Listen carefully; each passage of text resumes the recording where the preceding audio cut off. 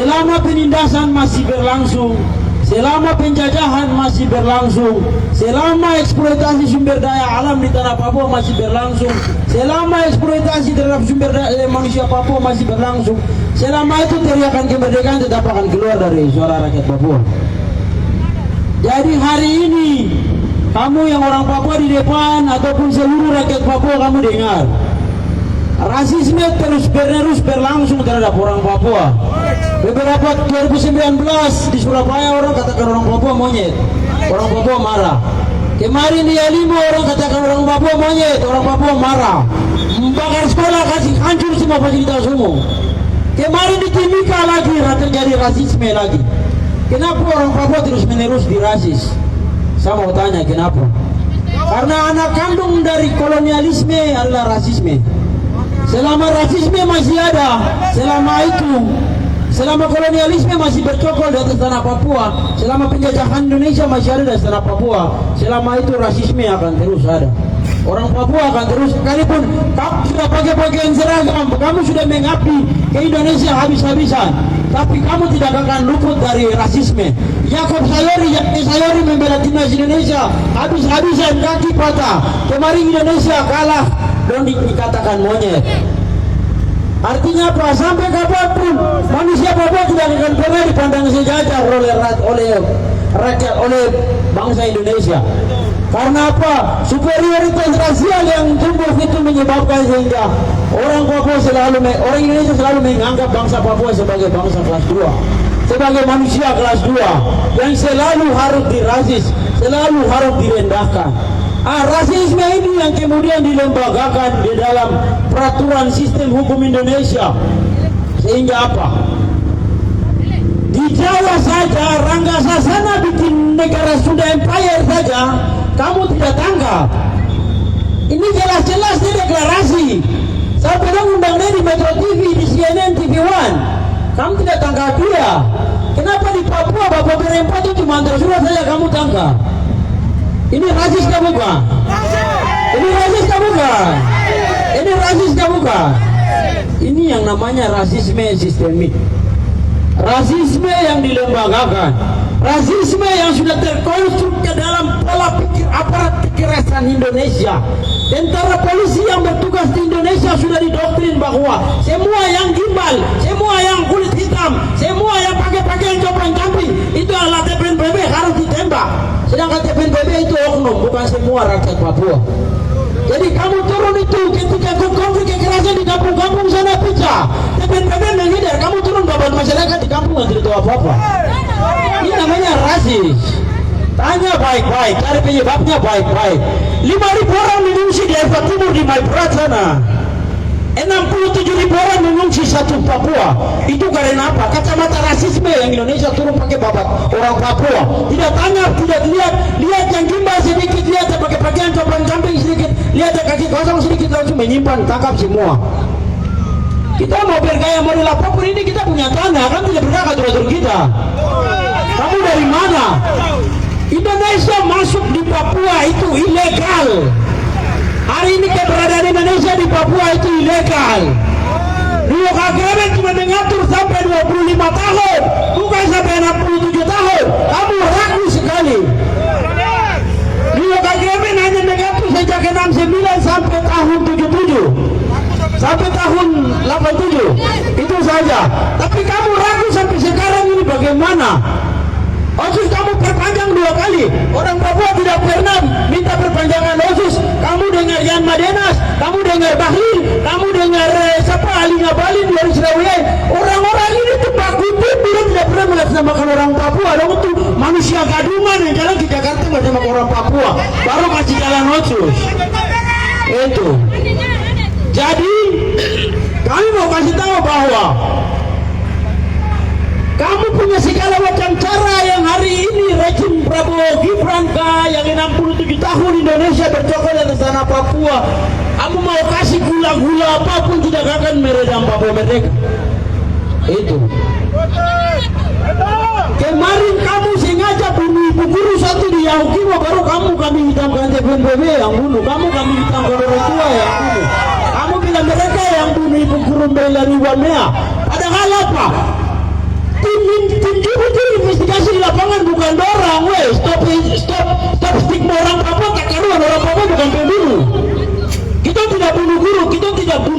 tenaga pengajar, kita tidak bunuh tenaga medis. Militer lawan dengan militer itu. Kamu juga kalau konflik tidak boleh masuk tangkap warga sipil sembarang di kampung, tidak boleh. Masyarakat itu mau ke kebun, kamu suruh periksa KTP segala macam. Kebetulan kita aksi di depan Polres, jadi saya mau kasih tahu. Kamu suruh kasih tunjuk kartu keluarga, kamu suruh kasih tunjuk KTP. Pak, orang mau ke kebun saya kasih tunjuk KTP, bagaimana? Orang mau ke kebun bilang jangan bawa barang, nanti separatis di hutan. Pak, barang ini orang tanya kasih bersih kebun. Orang bawa kebun pakai tangan, Pak. Ketika barang itu pakai otak, sini kita pakai lutut. Itu. Jadi hari ini rasisme terlembaga itu yang sekarang dong pakai di dalam kota sini. Kemarin Ortiz Lantarage, kamu tangkap dia, pukul sampai hancur-hancur baru. Sekarang kamu sembunyi tangan di mana? Tanggung jawab, propam, cepat cari pelaku, pecat. Ortiz Lantarage bukan beda mati, dia bukan binatang, dia manusia. Dia pencuri mobil bagaimana? Jadi tiba langsung pukul hancur-hancur mobil begitu. Orang Papua bukan binatang, tanya dulu. Jangan tiba orang ada mancing di kolam masuk tangkap pukul, bagaimana? Gunakan akal sehat, rasio. Keamanan itu bertugas untuk mengayomi, bukan membunuh, bukan menghajar. Humanisme itu kasih tinggi. Nilai-nilai kemanusiaan itu yang kedepankan, bukan nilai-nilai kebrutalan yang dikedepankan. Kalian bukan mesin pembunuh, kalian itu manusia yang punya otak. Kalau kalian kerja barang tidak pakai otak, berarti memang kalian mesin pembunuh sudah. Ada, Bapak. Itu. Jadi waktu Lantarage ini kan tangkap dia, kan pukulnya ngambil langsung hancur-hancur. Sekarang teman-teman LBH mau mediasi, mau duduk bicara kampung dari sana kemari. Sekarang tidak mau harus duduk cepat. Cari pelaku yang pukul di Lantarage cepat, duduk cepat, tahan dia. Kau manusia Papua tidak bisa dipermainkan. Kamu juga manusia, kita juga manusia. Kita pukul kamu naik sedikit saja. Halo Polda, Kapolres itu tangkap orang. Baru ini kamu pukulnya hancur begini, kamu tangkap dia bagaimana? Ini yang namanya diskriminasi. Kamu berlian, baru kita tahu. Kita sama-sama manusia, weh. Ada Kapolres, ada berpolisi. Polisi cepat, kita orang selesai. Itu. Jadi ini saya tidak bicara barang, tidak menghayal, tidak mengada-ngada. Ini saya cerita realita. Saya cerita kenyataan. Sekarang hari ini barang jalan ini. Itu supaya sadar begitu. Sekarang di pusat sana Prabowo sedang melakukan reformasi besar-besaran terhadap Polri. Prabowo sudah bikin tim. Kenapa Listio Sigit lagi bikin deputi sendiri? Prabowo kemarin suruh kau jangan kepalangin bikin tim sendiri, pindah. Nanti saya yang buat, saya presiden bukan koya. Itu artinya tim ini untuk apa? Tim ini untuk membenahi institusi Polri dari dalam. Itu supaya apa? Jangan lagi dikatakan ladusing dan lain sebagainya. Tapi polisi bisa menjalankan tugas sebagaimana moto yang ada di depan itu, presisi itu, supaya bisa menjalankan tugas dengan profesional, supaya jangan ada motor hilang, orang pencuri itu datang lapor harus kasih uang pelicin supaya jalan cari itu. Jadi Prabowo sekarang itu dia sedang melakukan reformasi Polri itu. Jadi kebetulan hari itu datang di kantor ini, jadi kita harus sampaikan semua. Yang saya bicara ini unek-unek dari seluruh rakyat Papua dan rakyat Indonesia ini yang saya bicara ini. Itu. Jadi dengar baik-baik dan kasih tahu ke kamu punya pimpinan. Itu. Terus yang berikut. Indonesia sepasca masuk era reformasi itu, dong sudah menghapus undang-undang yang mengatur tentang tahanan politik. Karena apa? Tahanan politik itu dia hanya dikenakan untuk para tapol di tahun 65 yang Indonesia sering bilang G30 ke barang apa itu. Jadi sudah masuk di era reformasi. Itu era reformasi itu era keterbukaan, era transparansi, era demokratisasi sipil, era demokratisasi militer. Tapi kenapa sudah masuk pada fase demokrasi, masih ada tahanan politik ini? Kalau sudah masuk pada masa reformasi baru masih ada tahanan politik, berarti reformasi gagal. Reformasi gagal total. Reformasi hanya digunakan sebagai jalan untuk mempermulus bagi elit-elit oligarki yang waktu itu posisinya terancam. Jadi kelompok-kelompok oportunis ini seperti Amin Rais, seperti Megawati, mereka ini memboncengi teman-teman PRD untuk mendorong reformasi. Setelah reformasi terjadi, bukan kekuatan jatuh ke tangan rakyat, tapi kekuatan jatuh kembali ke tangan oligarki yang lama, antek-anteknya Soeharto yang lama. Dan sekarang Prabowo kembali berkuasa, dan kamu tahu Prabowo adalah manusia yang dilarang datang ke beberapa negara karena faktor pelanggaran HAM berat. Dia pernah dilarang datang ke Amerika karena dia melakukan pelanggaran HAM berat. Pelanggaran HAM beratnya apa? Pembantaian manusia di Mapenduma, yang sekarang kita kenal dengan Kabupaten Nduga. Operasi militer besar-besaran di Mapenduma, Prabowo pimpin pasukan semua. Di bawah dia punya anjing pelacak satu yang orang bumi satu yang arahkan dia baru dong sampai di Mapenduma. Tidak ada pembatan di dalam situ, itu masyarakat sipil. Lo turun tembak masyarakat sipil habis-habisan. Perempuan itu lo potong tali perut baru lo ngangkat anak bayi dalam perut baru lo potong bagi dua. Itu watak psikopat dari militer Indonesia, itu wataknya kayak begitu. Itu. Jadi Prabowo juga adalah otak di balik pembantaian Santa Cruz di Dili. Saat pemakaman di Dili, Prabowo menyuruh militer di Mawar untuk mengangkat senjata dan menembak langsung dengan target kepada massa yang mengikuti pemakaman di kuburan Santa Cruz di Dili. Karena kebodohan itulah wartawan asing liput langsung Timor-Leste referendum itu. Jadi dia yang sekarang adalah penjahat pelanggaran HAM, penjahat kemanusiaan, dan sekarang naik ke tampuk kekuasaan. Jadi kamu sudah tahu dong, penjahat pelanggaran HAM, psikopat kalau naik baru kasih dia kekuasaan, itu dia akan bikin bagaimana? Dia akan bikin menurut mau. Itu. Jadi kita punya aksi hari ini dari Forum Rakyat Papua, Forum Rakyat Papua Solidaritas untuk Tahanan Politik. Itu kita punya isu utama adalah bebaskan seluruh tahanan politik dan penjarakan para pelaku pelanggaran HAM. Itu. Kita minta supaya seluruh tahanan politik yang hari ini, bahkan yang ada di Papua maupun yang ada di Indonesia, seperti di Halmahera, 11 orang warga masyarakat adat di distrik Mabasangaji di Halmahera Tengah itu, mereka berjuang untuk mempertahankan tanah adat mereka dari pertambangan nikel yang mau digencot oleh PT Positio. Jadi Positio ini ngotot masuk untuk merampas dia punya tanah. Ini dia punya dusun, dia tidak akan kasih dengan segampang itu. Mati-matian dia pertahankan dia punya tanah, langsung tiba-tiba dia dapat tangkap. Wah, ini perjuangan mempertahankan dusun, mempertahankan tanah adat, baru tiba-tiba ditangkap, ditahan, kemudian disidang. Itu. Jadi 11 orang warga Mabasangaji itu kami mendesak supaya mereka harus dibebaskan. Itu. Karena mereka bukan pelaku pengrusakan fasilitas umum dan lain sebagainya. Mereka berdiri untuk menjaga tanah mereka. Itu. Dan begitu juga dengan seluruh masyarakat adat di seluruh Indonesia yang juga turut mempertahankan tanahnya, yang kemudian dikriminalisasi dan ditahan.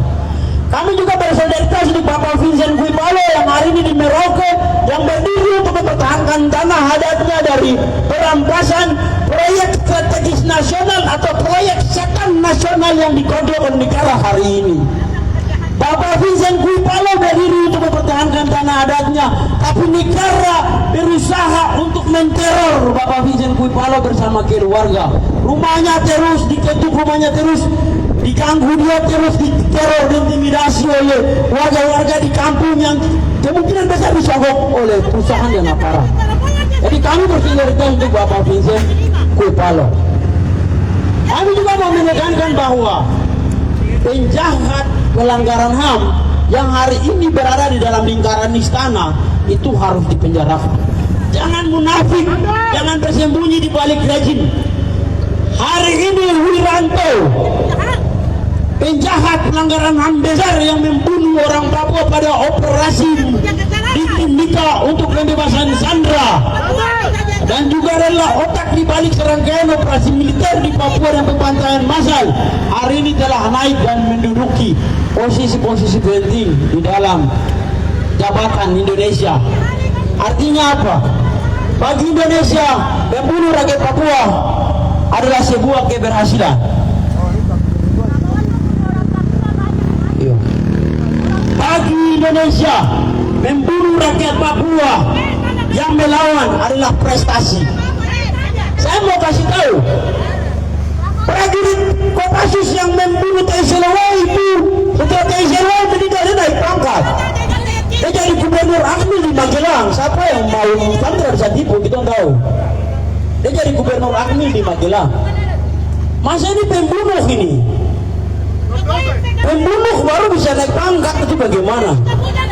Jadi nyawa rakyat Papua itu setara dengan pangkat gubernur Akmil lah, Kapolres lah, Kadipropam lah, sampai Mendagri. Itu.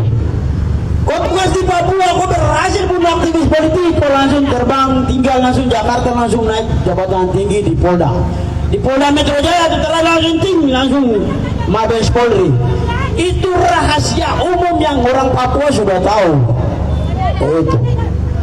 Jadi mulai dari pelaku pembunuhan TSLW, pelaku pembunuhan Mahkota Buni balik ke Jakarta langsung naik jabatan. Sekarang pernah jadi Kemendagri, saya tersebut nama kamu tidak tahu.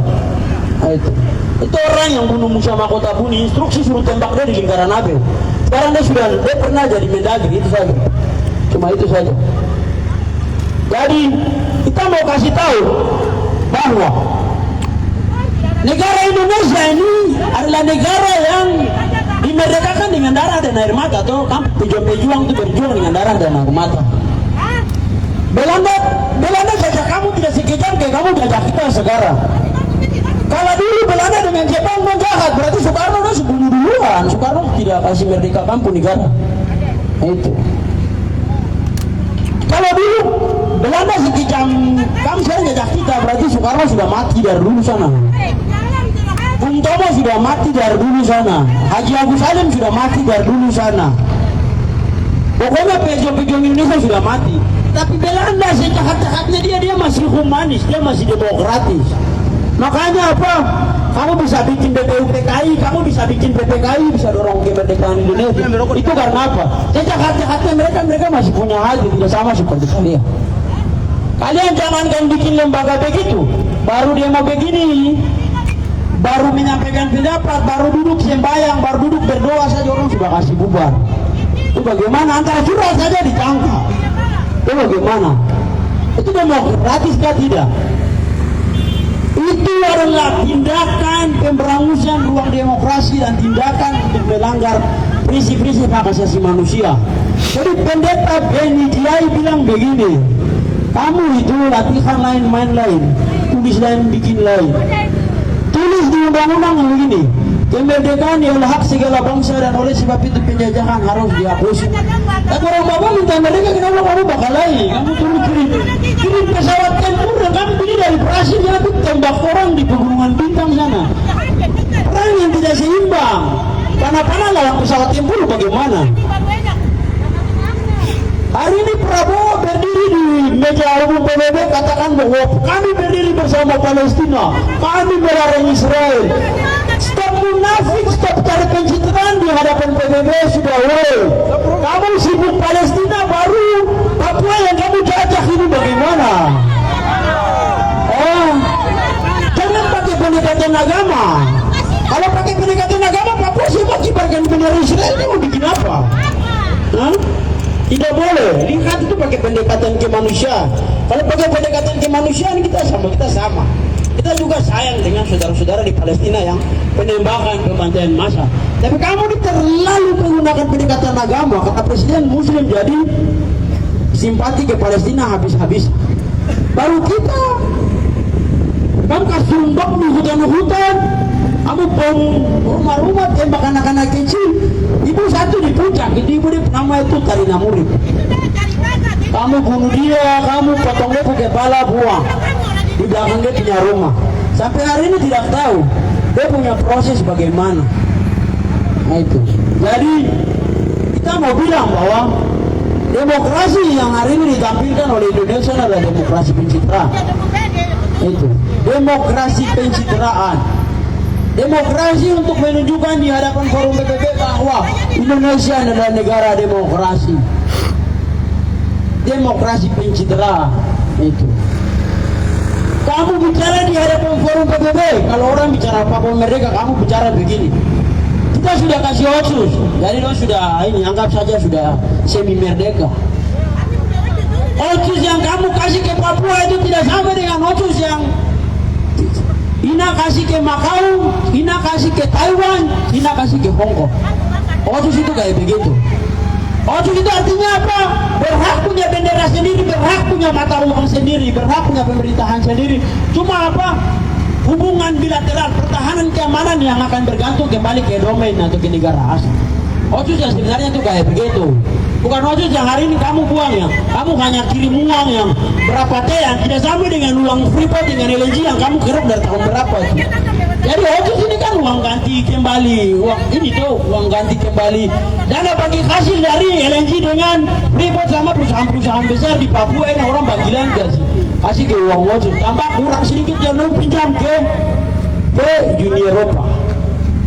Jadi kan otsus kan sumber dana dari situ. Itu jadi kamu bilang otsus itu ada sudah orang Papua sudah semi negara dan lain sebagainya.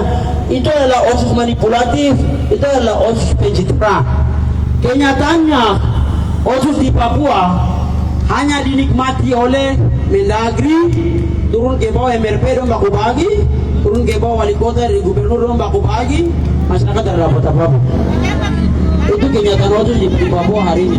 Kalau ada otsus tuh, kita nggak pernah di rumah sakit itu terlambat bawa kita nggak pakai BPJS saja otsus jamin kita bisa berobat gratis. Tapi kenapa orang mau meninggal kecelakaan tabrak sudah kritis masuk orang untuk BPJS baru bisa dapat pelayanan kesehatan? Itu artinya tidak ada otsus di Papua. Otsus itu cuma orang bicara-bicara saja. Otsus itu kayak orang gosip-gosip saja, itu tidak pernah lihat dia punya muka itu bagaimana. Kau hanya dengar bunyi anggaran itu 2T 500 miliar dan lain sebagainya, tapi itu tidak tahu punya muka itu bagaimana. Itu. Jadi yang terakhir itu saya mau sampaikan begini. Empat bapak mereka yang ditahan di Makassar itu, mereka sekarang sedang menjalani persidangan. Persidangannya pemeriksaan saksi. Ternyata saksi ini sudah 1.000 orang yang kamu paksa periksa. Tapi tidak karena pasal makar di dalam. Kamu mau cari kesalahan apa lagi? Coba. Kamu mau cari kesalahan apa lagi? Semua saksi bahkan orang di kantor gubernur antar surat saja bicara saat persidangan begini, tidak ada indikasi makar. Kami cuma lihat antar surat. Baru kenapa kamu masih mau cari saksi lagi? Kamu mau kriminalisasi siapa di sini? Oh, kamu paksakan dia punya anak laki-laki ini suruh jalan pergi hadir ikut sidang baru bicara. Dia mau bicara lagi bikin apa yang di BAP itu sudah tinggal baca ulang. Atau kamu cari korban baru untuk bertangkap lagi? Jadi sekarang kalau tidak ada bukti dong bebaskan saja. Tidak usah tahan malu baru periksa sana sini lagi. Itu.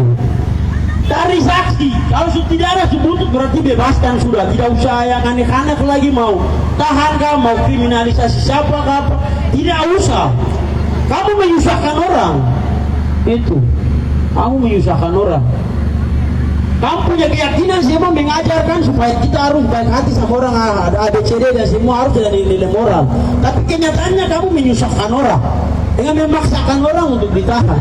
Padahal dia ini orang benar. Nah, itu.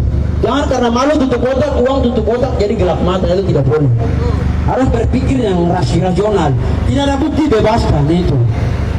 Yang terakhir, Polresta Sorong Kota. Ke depan kalau kita ngaksi atau apapun, barang apapun kita bicara pemerintah bukan bicara hari ini besok mereka. Jadi jangan kasih komentar baru jalan tangkap sembarang. Tidak boleh.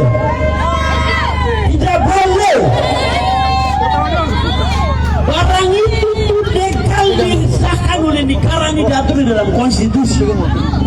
Bicara makar itu kalau pegang pistol jangan betul dong. Prabowo kepala bocor nanti, itu baru namanya makar. Karena upaya untuk membunuh atau menggulingkan kekuasaan. Kalau orang cuma bicara-bicara begini, itu kebebasan mereka menyampaikan pendapat. Dalam komentar baru jangan tangkap sembarang. Jangan jadikan kami proyek untuk kalian naik pangkat. Itu. Jangan jadikan kami proyek untuk kalian naik pangkat.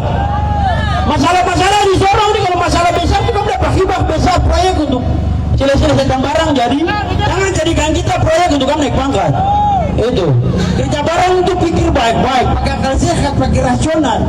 Jangan menyusahkan orang dan menggunakan kesusahan orang untuk mencari keuntungan. Itu setan masih lebih baik. Itu. Jadi yang terakhir itu Indonesia negara demokrasi, jadi harap semua institusi di dalam Indonesia baik presiden, Kemendagri, Kemenkumham apapun harus segera membebaskan seluruh tahanan politik. Bebaskan seluruh tahanan politik. Bebaskan seluruh tahanan politik. Bebaskan tahanan politik Papua. Bebaskan tahanan politik Papua. Bebaskan Abraham Goram Gaman. Bebaskan Nixon Mai. Bebaskan Maki Sangget. Bebaskan Peter Obaha. Papua. Papua. Papua. Yang tadi saya sampaikan semua itu kenyataan, jangan baper. Itu.